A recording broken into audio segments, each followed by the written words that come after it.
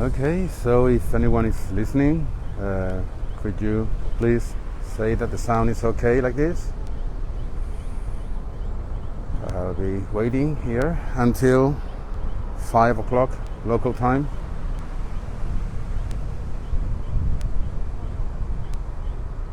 Just one viewer.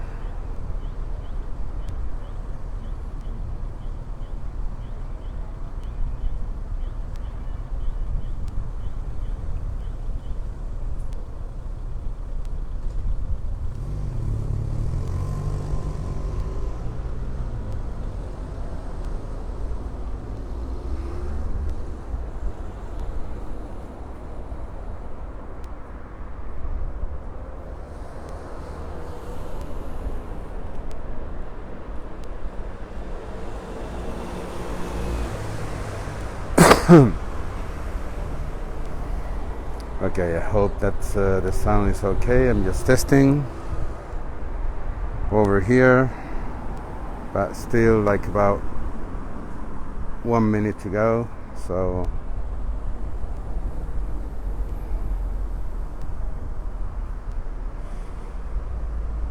wow, the audience is going up. Okay, still barely a minute. 5 people here, good.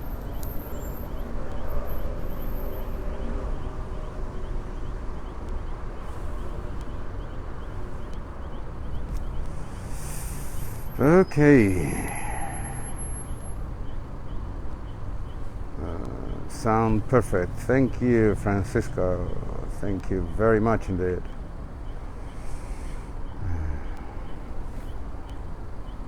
Okay then, so here we go. Here we are. Here. Hello everybody, how are you doing? Well, this is how we have to be nowadays, but I've seen there is nobody around me right now at the moment. I'm gonna break the law for just a few seconds so you can see my face over here. I hope you all are doing okay today. Today is a big day in Spain. It's a festivity of 2 festivities actually. Virgen del Pilar, Virgin or Our Lady of Pilar, and also the Spanish Heritage Day. And I will explain to you, briefly.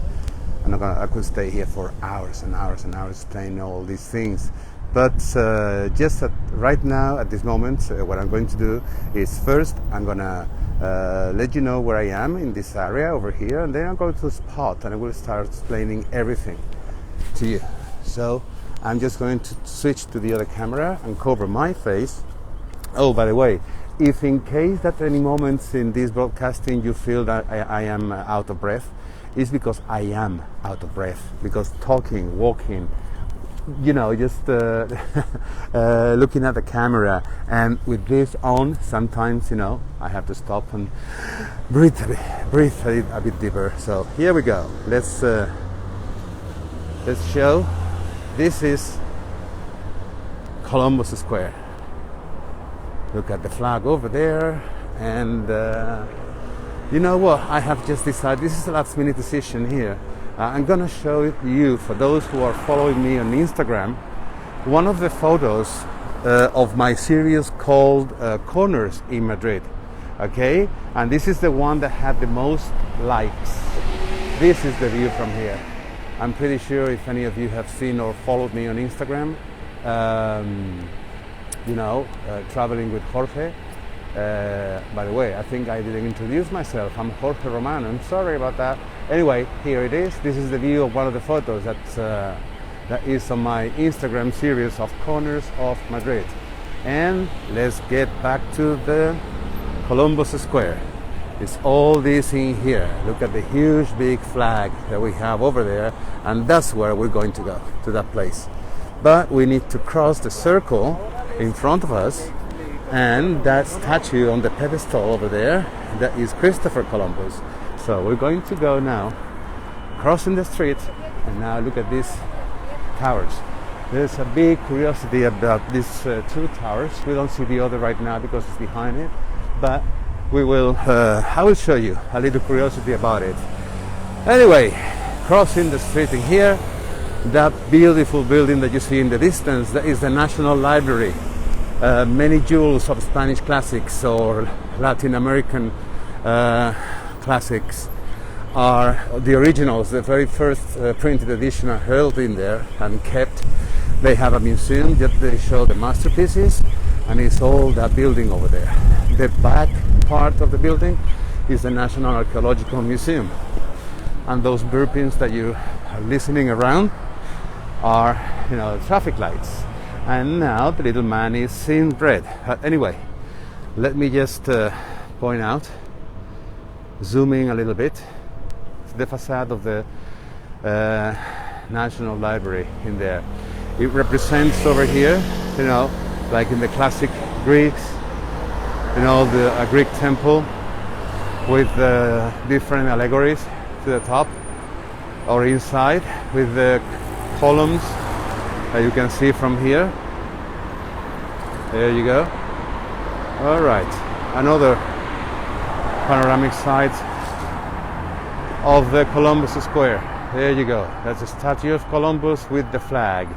It's not very windy today, that's why the flag is a little bit, I call it sad when I see a flag not waving. But anyway, and that statue there that you see, that's head, we're gonna go there. That is the original place that Columbus was.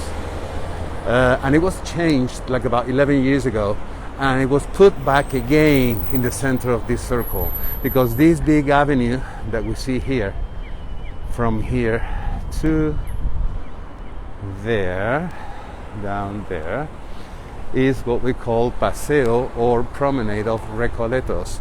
This is the longest street in Madrid. If you see a map of Madrid, you will see there is an avenue that crosses the city from north to south, almost dividing the city in two, but has different names. And the reason why I'm coming here is not because I want to go to the casino over here, no. It's because this is, you know, fairly new, and it's a giant frog, and it's called, in Spanish, Rana de la Fortuna. There you go. And supposedly, every time that you go inside of the casino, if you touch it, you get good luck. So I just wish to have good luck with this broadcasting in here. Anyway, there we go. We're gonna cross this wide avenue in a moment in here, and light is red, but there's no traffic coming, and we're gonna see again from another perspective the memorial to Christopher Columbus. Here we go. There you go. And let me see if I can, yeah, perfect. Here it is. There you go. Just like that, and an overview of the entire square. As I said, where the head is where we're going to go in a moment.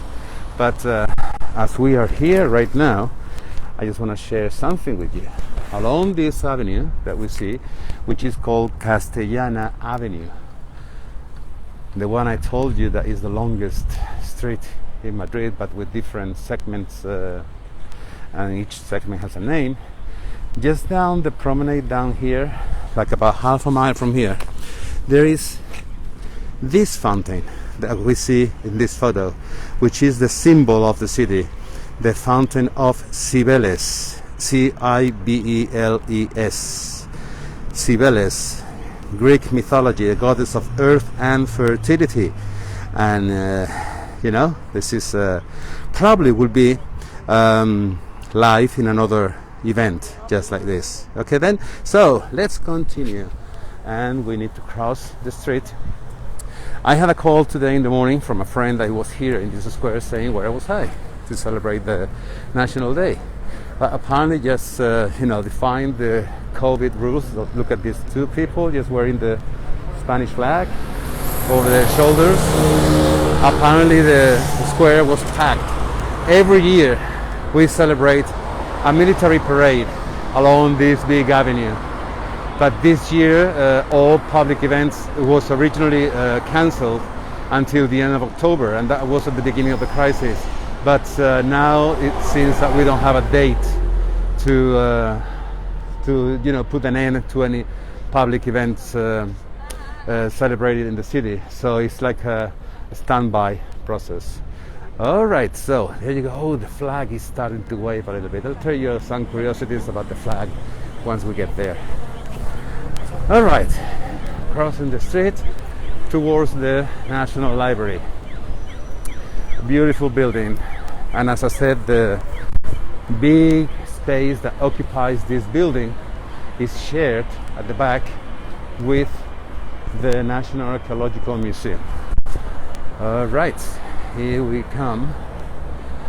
This square, it was inaugurated in 1977, and it was given the name of Gardens of the Discovery.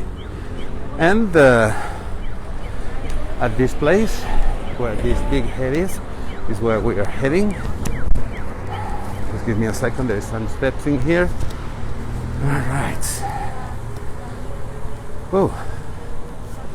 So let me show you right underneath the square, because it's slightly on a hill from the big avenue behind me towards that direction we see over there. Okay, this slight hill, so they had to save the inclination of the hill. What they did down there is a theater, there's an auditorium, there is an art center, and also a cafeteria. Have a look at these two towers I was telling you, and I will show you a little curiosity about those two towers.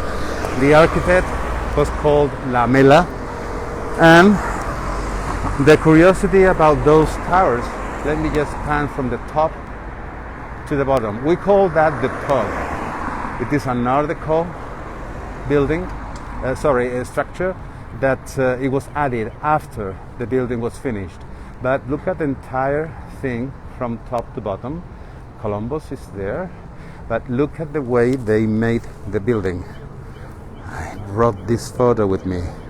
So what they did, they built these two big pillars right there. You see Columbus statue in the original place where it was, okay? And that was in the late 70s. Originally it was going to be for, sorry about that. Sorry about that.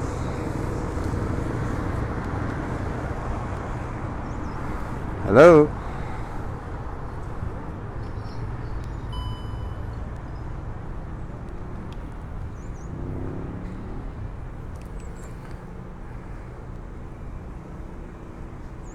Okay, let's see what is happening here. Sorry about it.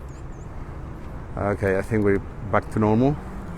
Right, so as I was saying, they built the entire structure just with those tall two legs in here, and then they built each floor from the top to the bottom. So actually the building is hanging from the upper platform up there, and look how it looks now. So this is just a little curiosity I wanted to share with you. Okay, all right, so let's continue to our place, and there we go. Beautiful head here, and these are the steps I'm going to go up, and I'm just inside of the Columbus Square, and the flag, of course. I'm gonna tell you things about the flag, and another perspective of the ring, the circle over there with Christopher Columbus. Now, just for those of you curious that wants to know about this head, this is a temporary exhibit. It's going to be here for a year, and it's a collection from a foundation called Maria Cristina Massavel Patterson, and the artist, as you see here, the name is Jaume Plensa from Barcelona. And this is the spot where the statue of Christopher Columbus were placed for many decades. Okay, here we are at the gardens. Virgen del Pilar. I'm pretty sure many of you remember that 1492, that year, okay? Well, it's when Christopher Columbus crossed the ocean blue. I don't like to call it the discoverer of America. I like to call it the one who opened a new route to a place that he thought was called Zipango. And just as I was telling you, I have something here to show you, which is this thing over here. First, let me introduce you a portrait of Christopher Columbus. Here it is. Okay, and now please have a look at this map over here. Look at the Iberian Peninsula where it is. So in his first journey, what he did, he went to the Canary Islands, to the island of La Gomera. It was Spanish territory until then, and then his intention was to sail parallel to the Ecuador in here, getting to a place called Zipango, which is this island in here. Zipango is what today is known as Japan. There you go. But here, can you read Cathay? Cathay is China. So the latitude of North Zipango, North Japan, with the Canary Islands, North Japan with the Canary Islands are the same. That was his intention, to sail directly over there. But a few days after they sailed from the Canary Islands, there was no winds, nothing at all. There were many Portuguese sailors as the crew on his ships. By the way, just to remind you, Santa Maria, La Niña, and La Pinta, the three vessels that sailed the ocean blue. Well, Portuguese navigators in those days, they were the king of the oceans. They circumnavigated the African continent. They went as far as Japan, but circumnavigating the African continent. No winds, there was a mutiny on board, so he was convinced eventually to sail southwest. Until a moment he got some winds, and then they decided to maintain the same route. Please pay attention here that over-impressed in this map is what is North America. You see that? Central America over here, and here starts South America. Well, the thing is that whenever they reached dry land in this land was in the island of Wahanahi, that today is part of the Bermuda Islands. It was called San Salvador. That was the name that they gave it to the island, the Great Savior. And it happened that it occurred on October the 12th, 1492. So this was not the flag of Spain those days. Okay, this flag is from the late 1700s. But just in the name of the Crown of Castilla, he took possession of those lands and thinking he reached India.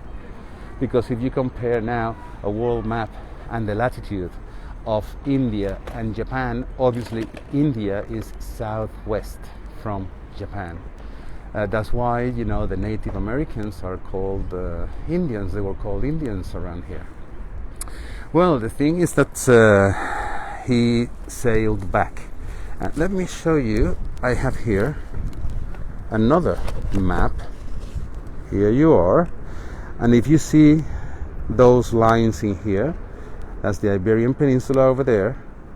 And the line in red was the first voyage, the first journey. You see they stopped in the Canary Islands over there. And after the Canary Islands, as you see, they just went south for a bit. Here it is. And they kept going until they reached that island, Guanahani, San Salvador. So on the way back they found La Española, which is IT. And then on the way back something happened. Not only that they managed to get back, only one vessel, but something happened. They just let themselves go with a huge big stream, and it was the very first time that the Gulf Stream was recorded in here. It took them like about half the time it took them to go over. So on their way back, just go touching the Azore Islands, which is in the North Atlantic and Portuguese territory at the time. So when he returned to the country, let me just change this for a little bit. When he returned to the Iberian Peninsula, he was auditioned by the Catholic monarchs Isabel and Fernando in the city of Barcelona. And he brought some few Native Americans with him, and also some fruits and vegetables from the other side of the ocean blue. It wasn't called Atlantic yet. Anyway, he had 4 journeys over there. It is another long story, and it's more than enough for another lecture about talking, about 4 journeys. But the thing is that after the 4th journey, he just retired. He felt old and he died in the city of Valladolid. The rest is history, but it is said that Christopher Columbus traveled more when he was dead than when he was alive, because he was taken from one place to another, then back to Cuba, then back to Dominican Republic, and then back to here. So they say, but as I said, that's theme for another lecture. Well, and now, what's that got to do with the festivity of Virgen del Pilar? Well, the Virgen del Pilar happened that there is a legend, a Christian legend, that says that it's a Marian devotion, and it started in the year 40 after Jesus Christ was crucified. One of the 12 apostles at the time, his name was Tiago. Tiago. Okay, he wasn't a saint yet. He was the only one of the 12 apostles who spoke Latin. So he was commissioned to go into the Mediterranean. He sailed the Mediterranean. He touched south of Italy. Sicily is recorded. He went over there as well, some of the other islands. Then apparently he entered the Iberian Peninsula through what today is Gibraltar. And then he was just going north. He wanted to spread the word of Jesus Christ all over, in all the places he was touching. And there was one day that he was really not disappointed but discouraged about how little he was doing. Anyway, he stopped by a river, and at that river he decided to stay overnight, and he woke up with the decision to get back to Jerusalem, because he thought that he had it wasn't worth what he was doing. Then the legend says that over a pedestal of jasper, Virgin Mary, still alive, Our Lady, still alive, appeared to him and encouraged him to go ahead. So he did, and then he reached Finisterre. Finisterre is the end of the world in those days. Okay, there is nothing beyond Finisterre in those days. It's just the most occidental point of what today is Spain. And he reached also Santiago de Compostela. Okay, Tiago is James. Santiago, Saint Tiago, Santiago. I'm pretty sure you've heard about the way of Santiago de Compostela. Compostela comes from the Latin words Campus Stellae. There is another legend that when he was buried over there, after he was decapitated when he went back, that he was brought back over there. But that's also another theme for another lecture, another day. And comes from Campus Stellae. It is said that his body was kept over there, and in a little chapel. And as I said, that's another story. Getting back to the place where he slept that night by the river. That place is what today is known as Zaragoza. Zaragoza, it is a city that it was called Caesar Augusta. Caesar Augusta. We have to keep in mind that Spain was under the Roman domination for several centuries, and Zaragoza, Caesar Augusta, right, was named after one of the Caesars because he was born over there. And anyway, the thing is that that's where all these devotees of the Virgin of Pilar, they keep saying that the pedestal where the Virgin, Our Lady, I better say, is held is the same one when she appeared, when she was still alive. Let me show you the pedestal here. As we are not in Zaragoza, I'm showing you a photograph I have printed in here. So normally, as you see, Our Lady is only, as you see there, 17 inches high, but it has a big crown made of gold. I'll give you a closer up of Our Lady in a minute. But this is the pedestal, as I said, made of jasper and is covered, embraced with bronze and silver. The height of this is 5 foot or 5 feet. And now let's have a closer look of Our Lady. Obviously the entire statue has been restored several times, but obviously the baby Jesus hasn't been very well restored lately. Anyway, we can see here the face of Virgin Mary crowned, okay, of Our Lady, and as you see here, baby Jesus is holding her cape with one arm, and in the other hand he's holding a bird like a dove. All right, so this is the statue of Virgin of Pilar. Why Virgin of Pilar is got to do with October the 12th?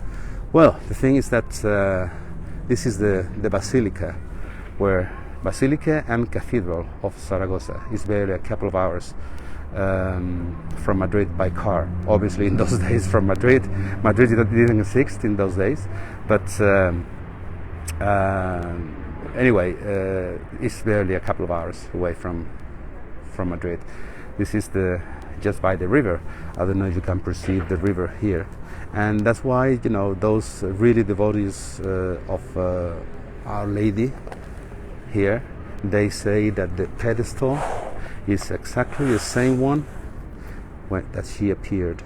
That's why pedestal, column in Spanish is pilar, like a beam, right?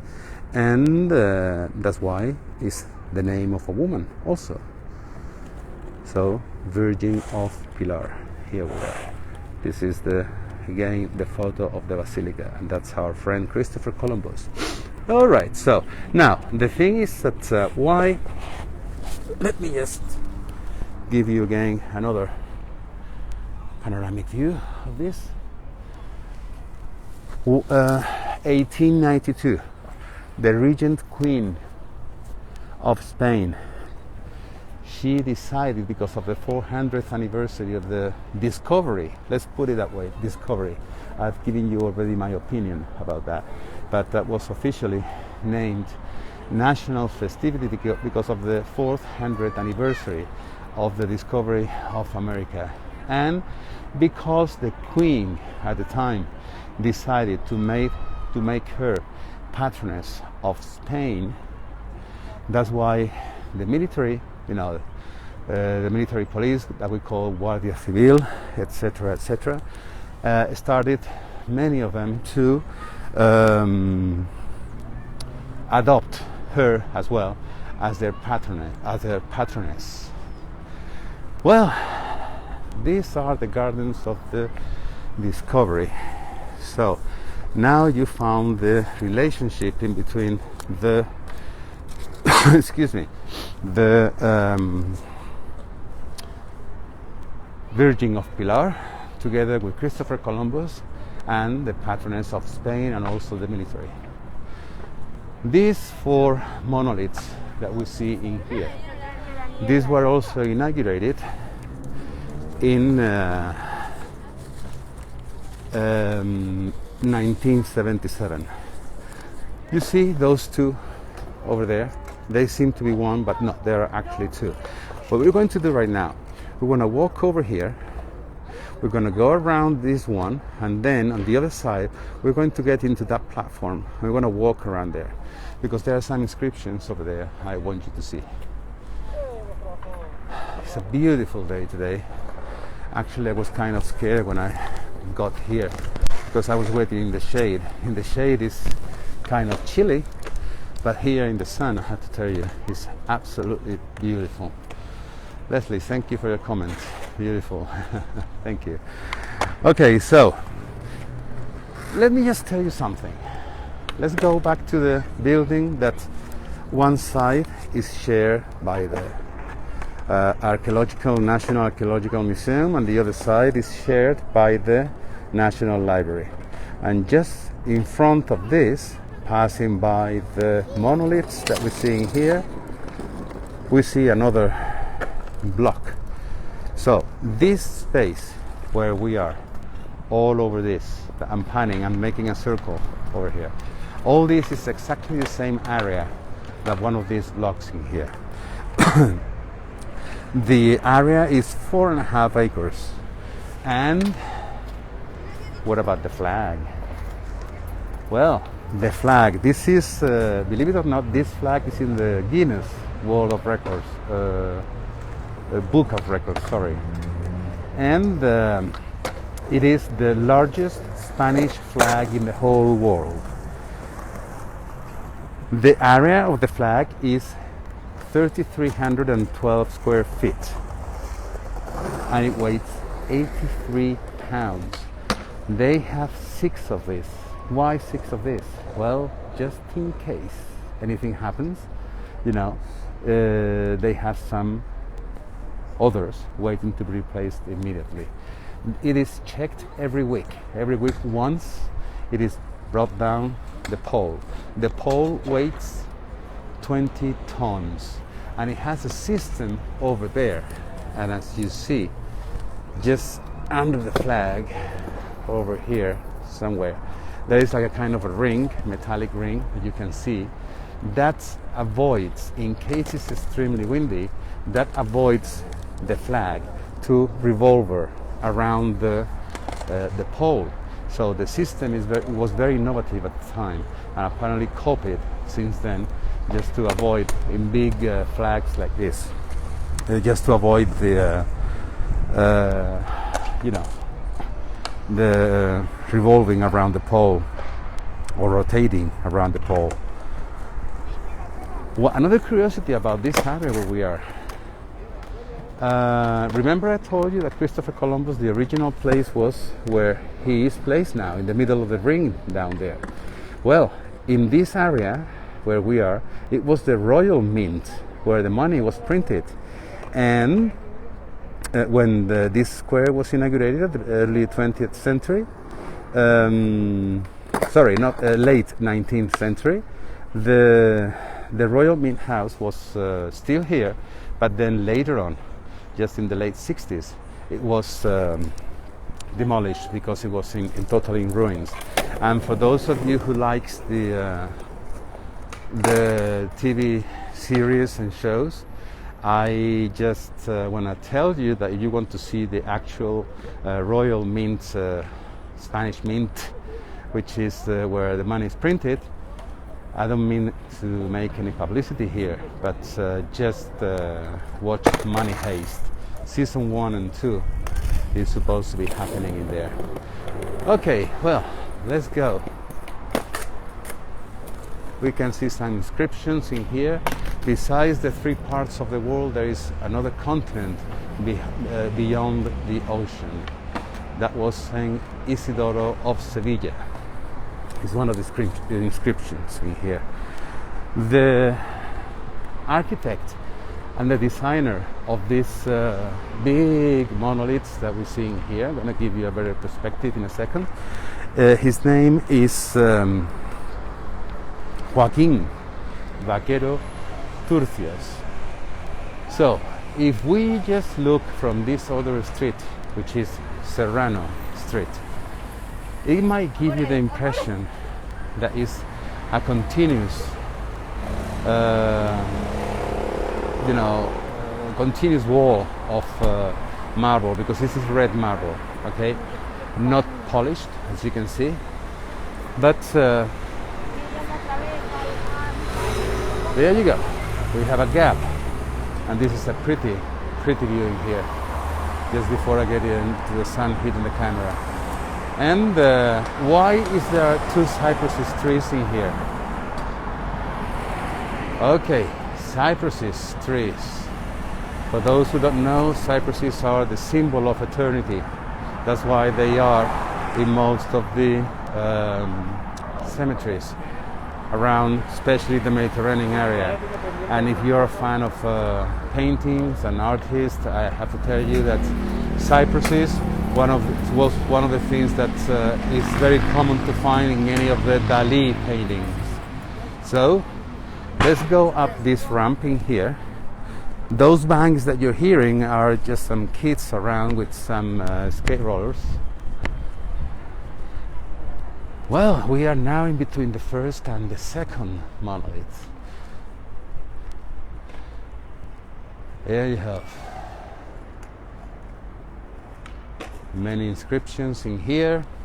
They are far too long, but there is something that you should perceive in all this. There is some abstract lines over there, but there is one very clear, one symbol very clear in here, which is the Latin cross. There are some chapters of history that we might not like as much as we love our country. I have to say that I'm not proud at all that the Spanish Inquisition happened in Spain, and the Catholic monarchs, they were the precursors of the Spanish Inquisition, but that's history. I cannot change it. I want to change it, but by no means. But besides that, that happened over here. The thing is that that's why there is so many religious symbology attached to the discovery of America, okay? Because it was made in the name of the church. And that little pond that we see here symbolizes the ocean. And the monoliths in here, is each of them represents one journey of Christopher Columbus. So this is, as we see, one of them over here. Christopher Columbus, he wasn't Spanish, he was Italian. At that time, you know, he was from Genoa. And anyway, the thing is that he went around several royal houses in Europe. He almost convinced the Portuguese royal house, but finally it was with Isabel and Ferdinand. You see, in between the second and the third, there is a gap that it doesn't look like a gap from the distance because it's strategically located. This thing on the ground, I will tell you in a minute what it is. But first of all, I just wanna,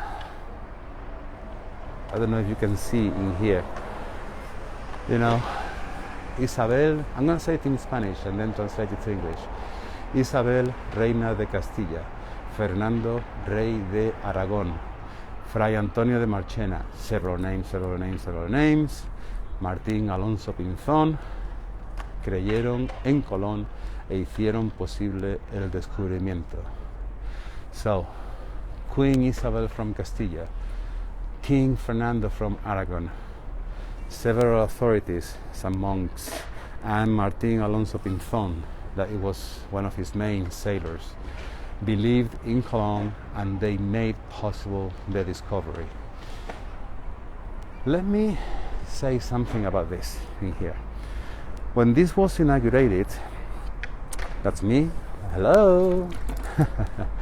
When this square was inaugurated, this, what you see over here, 17 mayors from capital cities from Central and South America came over to inaugurate the place.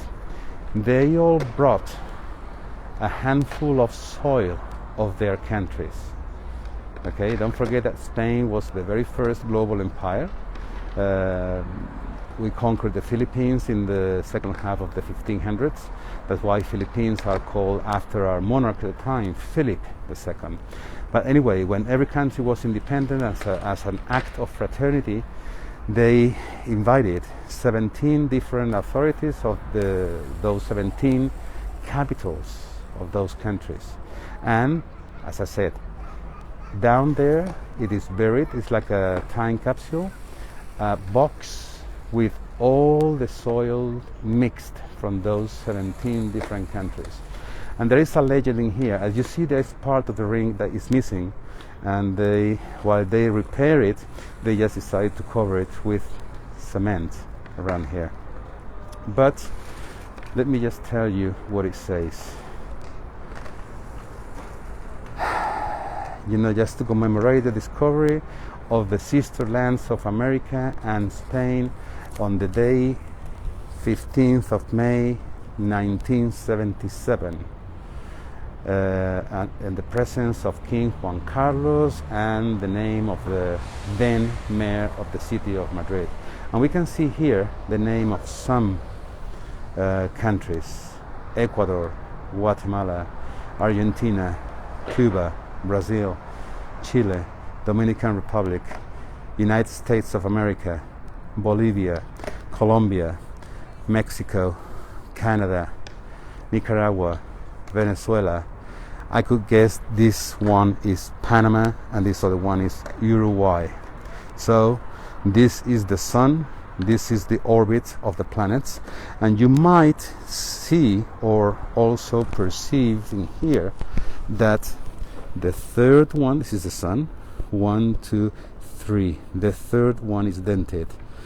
That's just to, we all know now, but don't forget that in those days, you know, schools wasn't affordable for everybody. So that's why we know now that the third orbit is the planet Earth, and that's why it's dented. So this is like a time capsule down here. Well, let's go to the fourth monolith, because let me show you the signature of the architect of this monolith in here. Vaquero Turcios. You see? And you see it over there? Vaquero Turcios, 1977. I don't want to think how much this could wait, you know. Okay, this is like a iconography, a very, very abstract iconography.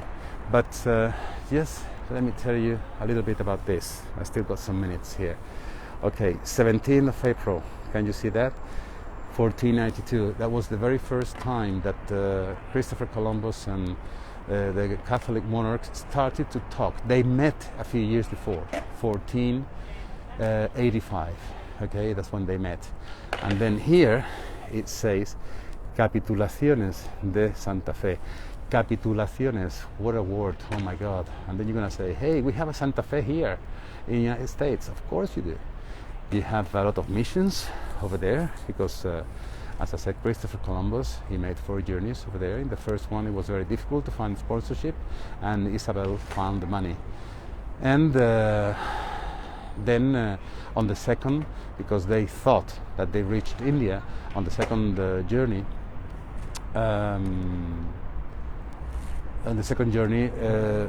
it is said that more than half the crew, they were just priests, just to evangelize the new land. So Santa Fe is the name of a little town in the southern part, on the western part of the city of Granada, and Capitulaciones is a very old Spanish word for agreement. Okay, then here we have Palos. Can you read the name here? Palos, that was the name of the port, the harbor, where he sailed with the 3 vessels. And Puerto de Palos does not exist anymore because it was totally erased in the Lisbon earthquake in 1755 because of the tsunami. Anyway, Fray Juan Perez, he was the one, the monk that he was in charge of the religious aspect of the first expedition. There you have the name of the Colón engraved on the wall, Pinzón and Juan de la Cosa, who were the navigators of the other two vessels. Well, as you see here, we have no way to cross over there, and I don't feel like getting with my feet wet right now, so we have to go around. Let's gonna have another panoramic view of this. This black thing that you might see over here, they're just like balloons, and they have made like a black little lace honoring the victims of the COVID-19. Okay, well, let's get on our way. Let's say goodbye to our sisters countries that they came over here in 1977. Yep. All right, let's go. Vámonos. The sun steps in here. We're getting again back to the noisy traffic today, and sorry. Well, obviously today is a national festivity and all the shops are closed. So this here in Spain we still close the businesses and premises on Sundays and festivities, except in the heart of the big cities. And let me just show you the first monolith, the towers. Christopher Columbus is hidden there, but we can see it just there. We're gonna see it again once more before I say goodbye. Second monolith in here, the third one around in here, and that's the largest one that represents the fourth journey. And you're gonna say, hey, nice trees, but the others, they were cypress trees. Yes, I told you, cypress trees, they represent eternity. But which is the national tree of Spain? Olive trees. Here you have them.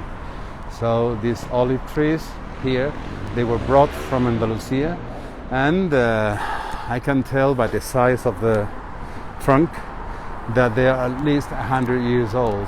And look, they are producing, and these olives have not been picked. There you go, what a shame. Could be some good olive oil coming out of this of these trees. Okay, so here we are again with another allegory of abstract allegories of Christopher Columbus reaching again for fourth time. What he thought that it was India. As a little curiosity, just let me tell you that Christopher Columbus, when he died, this is another inscription. Just let me interrupt my speech. Guanahani, San Salvador, 12th of October 1492. And here we are again with another overview of the square around here. I'm just gonna let you look, and I'm gonna stay quiet for just a few seconds, okay?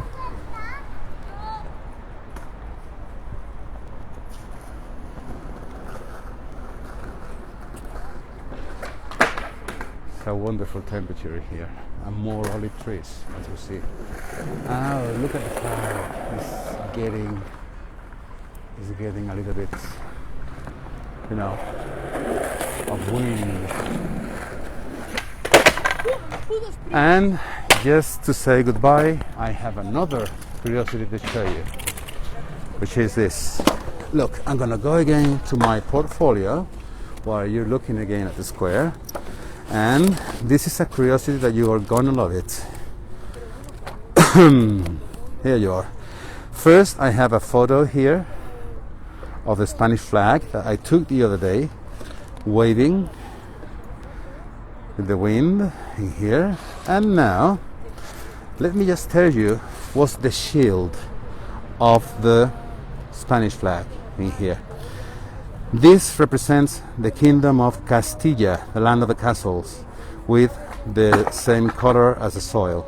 This represents the kingdom of Leon. This represents the kingdom of Aragon. This represents the kingdom of Navarra, the chains of Navarra. Okay, and this is dedicated to you, Francisco. I know you're listening. You're from Navarra. This fleur-de-lis is the Duc d'Anjou symbol and also the symbol of the Netherlands. And this over here, what is that? That is a pomegranate. Granada, the kingdom of Granada. Here you are. So Castilla, Leon, the kingdom of Aragon, together with this flag over here. Okay, and this is the Netherlands. This is the kingdom of Navarra. These two columns in here saying plus ultra, they represent in the old mythology the pillars of Hercules. And the pillars of Hercules, just let me tell you that in the old mythology, the pillars of Hercules, yeah, you probably can see it better right now. Yep. The pillars of Hercules in the old mythology represented the Strait of Gibraltar, because there was nothing beyond. And as another curiosity, a big curiosity, let me show you something. There you go. Ta-ta-chan. Look, that was the coin, the currency at the time of Charles III, okay, one of the Bourbon monarchs in the 1700s. And here in Spanish says origin of the symbol of the dollar. Okay, look at the real, 1 real, that was the currency at the time. If you take the two columns like in here and just get the ribbon around plus ultra, it takes you to that is represented in here. I haven't done this. This is recorded. This is, dated, and this is also you can find this in many archives. But look at this one. This is the authentic Spanish dollar, that it was the currency at the time. So believe it or not, Spain and United States of America, we have more in common than you think. So remember the pieces of 8. This is a piece of 8. That was the very first currency that you ever had, the pieces of 8. So let me just give you an overview of everything we have seen. The flag, the journeys of Christopher Columbus. You see here, overimposing this, the map of North America. And here, our friend Christopher Columbus, Basilica del Pilar, Our Lady with baby Jesus in here, the pedestal. Oh, a curiosity about the pedestal. It is only uncovered on the day 2, 12, and 20th of every month. The rest of the month is covered with a huge big skirt. These are curiosity of the building of those towers I showed you earlier, and the symbol of my city. Although, ladies and gentlemen, I am from Malaga and I love my place, I feel madrileño. I've been here now for quite a number of years. By the way, just in case that you haven't heard of the city of Malaga, there are 3 people in this world, they are world famous, that you have heard of from Malaga.